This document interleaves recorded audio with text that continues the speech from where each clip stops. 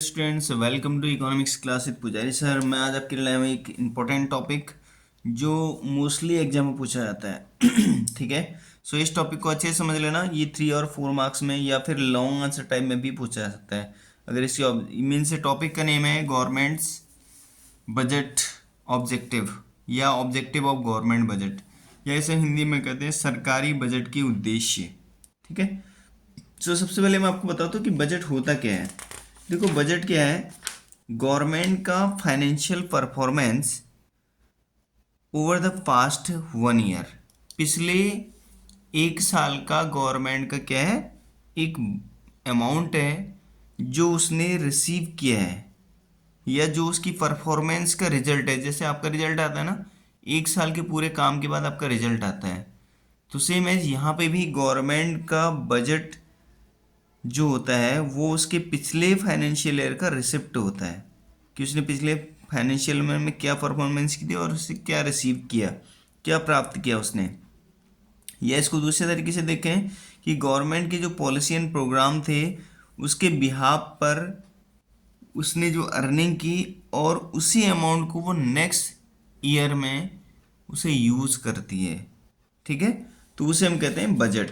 ठीक है। अब इसको समझ लेना, सरकारी बजट के उद्देश्य मोस्ट इंपॉर्टेंट टॉपिक है। 3-4 मार्क्स में डेफिनेटली एग्जाम में पूछा जाता है, बोर्ड एग्जाम में। सो फर्स्ट इसका मोटिव होता है जीडीपी ग्रोथ। जो इसका उद्देश्य होता है, पहला जो ऑब्जेक्टिव्स होता है फर्स्ट, वो होता है जीडीपी ग्रोथ।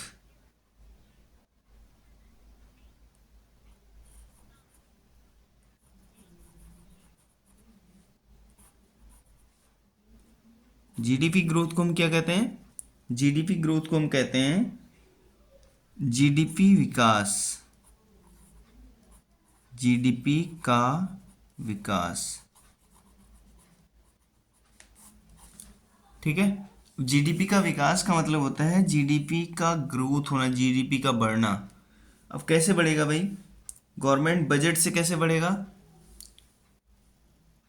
देखो, गवर्नमेंट बजट से क्या होगा, जीडीपी में पब्लिक इन्वेस्टमेंट होगा, मीन्स गवर्नमेंट के थ्रू इन्वेस्टमेंट होगा, प्राइवेट इन्वेस्टमेंट होगा, और उससे क्या होगा, इंडस्ट्री सेटअप होंगी, स्कूल एजुकेशन मिलेगी, प्लस इंफ्रास्ट्रक्चर बढ़ेगा। ये सारी चीज़ों के बढ़ने से उनके अर्निंग के सोर्सेज बढ़ेंगे। ठीक है। और जब उन सोर्सेज से अर्निंग करेगी गवर्नमेंट, तो ऑटोमेटिक क्या होगा, हमारी जीडीपी ग्रोथ करेगी। ठीक है। तो इसीलिए बजट को रिप्रेजेंट किया जाता है, इसीलिए बजट का ये मेन इंपॉर्टेंट ऑब्जेक्टिव है। Number 2, allocation of resources, ALLOCATION, allocation of resources, RESOURCES,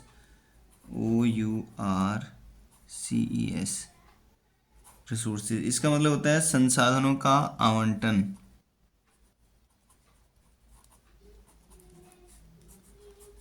संसाधनों का आवंटन, आवंटन का मतलब होता है कि संसाधनों को किस पार्ट में डिस्ट्रीब्यूट किया जाए। ठीक है। अब यहाँ एलोकेशन ऑफ रिसोर्सेज का मैनर है कि हम प्रॉफिट मैक्सिमाइजेशन के लिए ही केवल करें या हम सोशल वेलफेयर के लिए करें। जैसे हमने पढ़ा था मिक्स्ड इकोनॉमी, इंडियन इकोनॉमी कैसी है भाई? मिक्स्ड इकोनॉमी है। क्यों? क्योंकि इंडिया की एक डेवलपिंग कंट्री है, यहाँ पे रिसोर्सेज को यूज़ करना पड़ेगा, डिफरेंट वे में यूज़ करना पड़ेगा, जिससे कि डेवलपमेंट भी हो और सोशल वेलफेयर भी बढ़े। सो यहाँ का मीनिंग ये है, एलोकेशन ऑफ रिसोर्सेज का मतलब ये है कि रिसोर्सेज को बैलेंस करके प्रॉफिट मैक्सिमाइजेशन की ओर भी यूज़ करना है और प्लस सोशल वेलफेयर की ओर भी यूज़ करना है। सो गवर्नमेंट कैसे बजट को प्रेजेंट करती है? गवर्नमेंट कहती है कि भाई जो हमारे संसाधन है, हमारे पास अगर 1 लाख रुपए है तो 1 लाख रुपए में से 50 रुपये, 50 लाख, 50,000 रुपये क्या करो, पब्लिक सेक्टर पे इन्वेस्टमेंट कर दो, मीन्स गवर्नमेंट के थ्रू पब्लिक सोशल वेलफेयर कर दो। और 50,000 रुपये का क्या करो, उसे सोशल वेलफेयर को छोड़कर कैपिटलिस्ट इकोनॉमी फॉर्म करो, मीन्स इन्वेस्टमेंट करो for more earning, profit maximization के लिए यूज़ करो। ठीक है। नेक्स्ट थर्ड इसमें आता है provision of public good,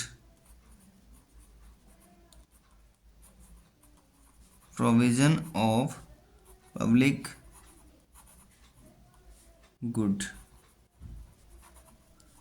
provision of public good का मतलब होता है सार्वजनिक भलाई का प्रावधान, सार्वजनिक भलाई का प्रावधान। अब इसका मतलब क्या है भाई, सार्वजनिक भलाई का प्रावधान मीन्स सार्वजनिक मतलब फॉर एवरीवन, हर प्रकार के लोगों के लिए उनको ऐसे नीड्स उनकी फुलफिल करना, उनको सेटिस्फाई करना as a head of the country. Government का मेन मोटिव ये भी होता है कि as a head of the country, जैसे आपके पेरेंट्स, आपके पापा जितनी भी चीज़ें आपको प्रोवाइड करा सकते हैं वो सारी चीज़ें प्रोवाइड करने की कोशिश करते हैं। सो सेम एज गवर्नमेंट को क्या करना है, अपने रिसोर्सेज को प्रॉपर यूज़ करके कलेक्टिव नीड्स को प्रोवाइड कराना है पब्लिक का। कलेक्टिव का मतलब होता है दोनों के लिए, पब्लिक में जो पुअर है उनके लिए भी, रिचर है उनके लिए भी, और मिडिल क्लास है उनके लिए भी, हर प्रकार के लोगों के लिए बेनिफिशियल प्लान्स बनाने हैं। ओके, नेक्स्ट इसमें आता है, next fourth number, redistribution of income and wealth. Redistribution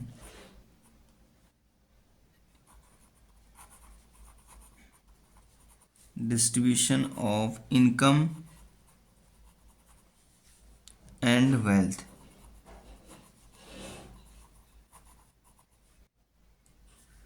इसका मतलब होता है आय व धन का पुनर्वितरण,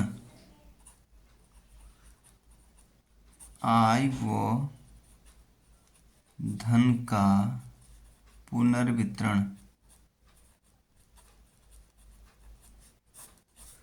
मीन्स हम जो हमारी वेल्थ है, जो हमारे पास एसेट्स हैं, धन है, और प्लस जो हमारी इनकम है, इनकम मीन्स आय, उसको सही तरीके से मीन्स जिनको जिनको जो फैसिलिटीज़ प्रोवाइड नहीं हो पाए वो फैसिलिटीज़ प्रोवाइड कराना, जिनको जो सब्सिडीज़ नहीं मिल पा रही वो सब्सिडीज़ देना, जिनसे जो टैक्स कलेक्शन नहीं हो पाया वो टैक्स कलेक्ट करना, मीन्स इनकम जनरेट करना और अपने धन को बढ़ाना।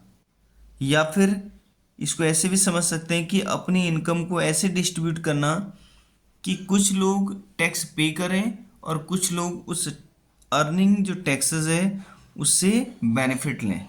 ठीक है, सो इस प्रकार से इनकम और वेल्थ को मैनेज करना। नेक्स्ट है fifth one part, balanced regional growth.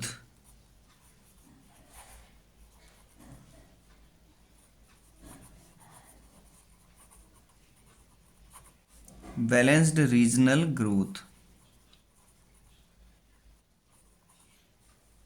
Balanced regional growth मतलब संतुलित क्षेत्रीय विकास, संतुलित क्षेत्रीय विकास। अब देखो इसका मतलब क्या है, मीन्स क्षेत्रीय means every area of the country is most important for the country.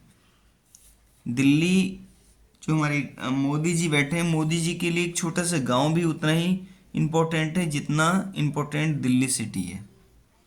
So same as regional growth करना, एक रीजन वाइज, एक छोटे से प्लेस वाइज ग्रोथ करना। कैसे? Types of budgetary policy and plan, जितने भी टाइप्स ऑफ बैकवर्ड एरियाज हैं, बैकवर्ड रीजन हैं, उन रीजन को डेवलप करने के लिए different types of policy and programme provide कराना, उन पॉलिसी एंड प्रोग्राम के बेसिस पे डेवलपमेंट करना, जिससे कि लोगों को बहुत सारा बेनिफिट मिले और उन बैकवर्ड एरियाज में टाइप्स ऑफ फैसिलिटीज प्रोवाइड हों। ठीक है, नेक्स्ट इसमें आता है, next 6(1), employment opportunities. Employment opportunities,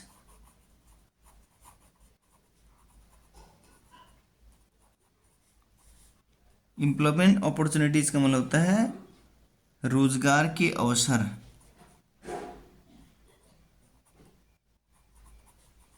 रोजगार के अवसर। अब इसका मीन्स होता है कि गवर्नमेंट ऑफ इंडिया जो बजट को रिप्रेजेंट करती है उसका अनदर ऑब्जेक्टिव ये होता है कि उसे अपने सिटीजन्स के लिए टाइप्स ऑफ एम्प्लॉयमेंट जनरेट करना होगा। टाइप्स ऑफ ऐसी पॉलिसीज़ बजटरी पॉलिसी में ऐसा फोकस किया जाएगा जो एम्प्लॉयमेंट को जनरेट करे, जो रोज़गार को पैदा करे। अब इसको कैसे किया जाएगा? Through the investment on public enterprises, government sector में इन्वेस्टमेंट करना। और इसका दूसरा तरीका ये है कि जैसे प्राइवेट सेक्टर को हम इन्वॉल्व कर रहे हैं प्रेजेंट टाइम में, सो प्राइवेट सेक्टर भी money number of jobs provide करा रहे हैं, राइट। सो उसके बेसिस पे भी एम्प्लॉयमेंट जनरेट करना, ठीक है। अभी देखो, आपने देखा होगा, अभी मैंने आपको पिछली वीडियो में बताया था बहुत सारे पॉलिसी एंड प्रोग्राम बनाए थे, उसमें एक मनरेगा आता है, Mahatma Gandhi National Rural Employment Guarantee Act. ये भी क्या है, इसमें भी गवर्नमेंट देखो बहुत सारी इन्वेस्टमेंट करी, आपसे कह रही कि आपको 100 डेज़ की फ्री वेजेस तो हम दे देंगे। अब 100 डेज़ की देखो फ्री वेजेस दे रही है, तो मीन्स ये भी हमारे मोस्ट इंपॉर्टेंट है। अब इसमें क्या होगा, इसमें भी हम बहुत सारे बेनिफिट ले सकते हैं। अब इससे इससे क्या होगा, इससे भी गवर्नमेंट की रिस्पॉन्सिबिलिटीज़ कहीं ना कहीं लेस होंगी, मतलब उसकी रिस्पॉन्सिबिलिटी जो होंगी वो ख़त्म होंगी, कि वो रूरल एरियाज़ में भी जॉब के लिए बेनिफिट दे, फैसिलिटीज़ प्रोवाइड करा रहा है।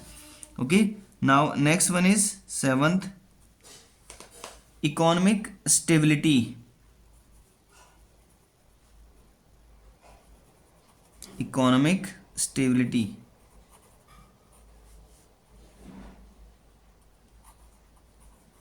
इकोनॉमिक स्टेबिलिटी का मतलब होता है आर्थिक स्थिरता। ये मोस्ट इंपॉर्टेंट है, आर्थिक स्थिरता। देखो, अगर किसी कंट्री में ना आज हमने 100 रुपये कमा लिए लेकिन कल हम 1 रुपये नहीं कमा रहे, सो वो इकोनॉमी के लिए मोस्ट इंपॉर्टेंट है। तो यहाँ पे क्या सिस्टम यूज़ किया गया, free play of market force. Market अपने अकॉर्डिंग उसकी प्राइजेस को सेटअप करेगा according to need of the demand.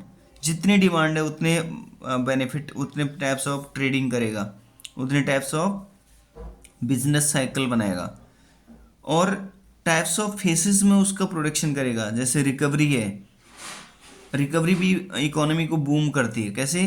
जैसे लाइक गैस, अगर माना पर्सन को बहुत लॉन्ग टर्म टाइम से रिपे नहीं कर पा रहा है, सो उसकी रिकवरी करना भी ज़रूरी है।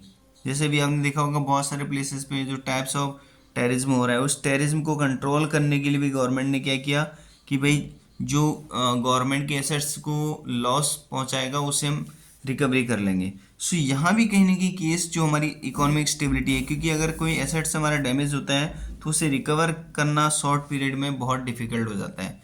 तो उस केस में भी गवर्नमेंट क्या करती है, अपने जो इकोनॉमिक स्टेबिलिटी को मेंटेन रखने के लिए टाइप्स ऑफ एक्शन लेती है, right. So this is most important topic, so please understand this one very carefully. You have any query, you ask me. Okay, take care, good bye.